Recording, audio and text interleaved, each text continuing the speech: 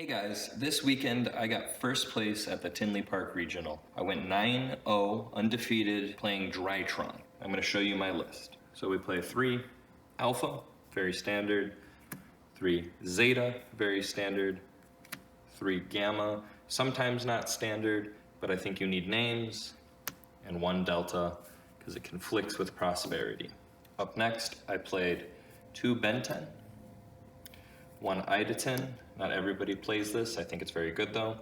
1 Natasha, which is insane going second, being able to steal your opponent's monsters.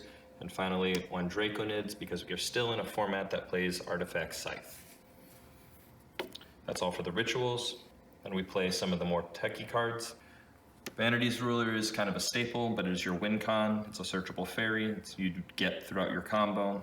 And then you only play 1 Diviner of the Herald, because Vanity's Ruler more or less takes the place of it. You still have a searchable Orange Light that came up a few times, and I'm still playing Artifact Lancia because I'm terrified of Flunder, and it is searchable, and so is DD Crow. So DD Crow is a very good hand trap this format, and it is searchable thanks to the Lyralisk rank 1 that I also play.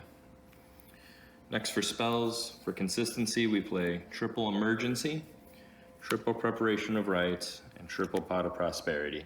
I think these are all very needed. This deck needs to be consistent. You want to be able to play going first. So to be able to participate in this format, we need triple Dark Ruler, and I think you need triple Tactic Talents. This card allows you to look at your opponent's hand, which is insane. You're also able to go second with it. It is multi-purpose, and that was an issue I was having in some earlier builds of this deck. I was not seeing ways to play. I was drawing too many going second cards, so I decided to opt for a more going first centered variant with more versatile plays. That's why I think triple tactics was about as good as it gets for that. In addition, we also play Drytron Nova and 2 Drytron Fafnir to search it, along with Terraforming, and because we're playing Terraforming, 1 Mystic Mine.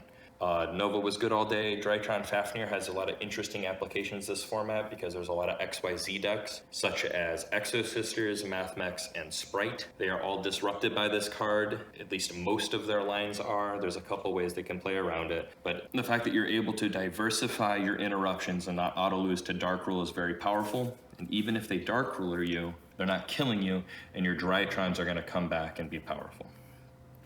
Then we play, to round it off, we play Foolish, Called by, Meteonis Drytron. Kind of have to play it.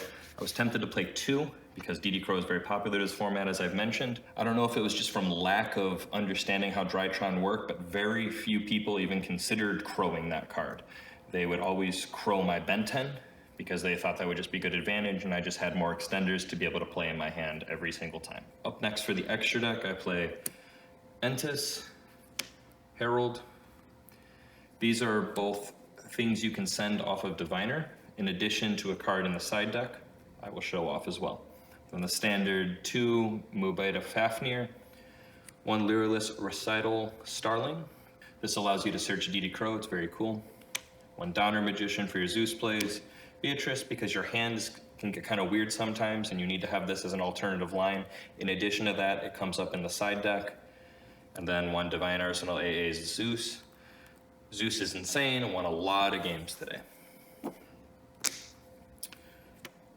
Link Karibo, IP, Nightmare Unicorn, Appaloosa, Boral Sword. I was trying out Underworld Goddess. And for the side deck, I needed the Evil Twins Trouble Sunny for a card in there. I'm going to show off the monsters first. I played 3 Lava Golem and Evil Twins Kisakill and Leela. This was needed for the next card here, Ultimate Slayer. This was insane all day. This allowed me to go second. Then I played 2 Twin Twisters and Harpy's Feather Duster because of back row removal. Trap decks can scare me sometimes, and just having out Mystic Mine in general is still very helpful. Mistress of the Gnomes was the tech I'm talking about for Beatrice. You're able to send it and more or less skip a Spright player's turn, in addition to Mathmech and Exosister and a couple other niche applications. Very cool. Reboot, another blowout for trap decks, and then kind of interesting thing, Pointer of the Red Lotus. This initially was going to be Solemn Judgment because I just thought I needed general things to protect my board going first, but I decided to try this, and boy did it pay off, because looking at your opponent's hand is insane. You're able to take either their starter or the only way they're breaking your board, and then Vanity's Ruler will carry you. And that's it, guys. Let me know if you have any questions. This was a crazy day for me. I got pretty lucky with a lot of my matchups, and I will have a more detailed matchup report in the description. Thank you.